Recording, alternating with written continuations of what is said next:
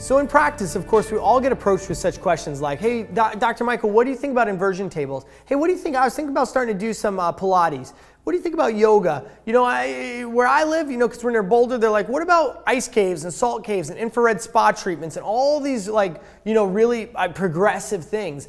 And my response is always this: they're all great, you know, and I don't want you to just go wasting your money, but I do want you to pursue the things that are, you know, on your heart and that you think would help increase your health. Now, again, in our office, we're very specific in what we do. You know, through your doctor's report, that your nervous system controls and coordinates every other system in the body.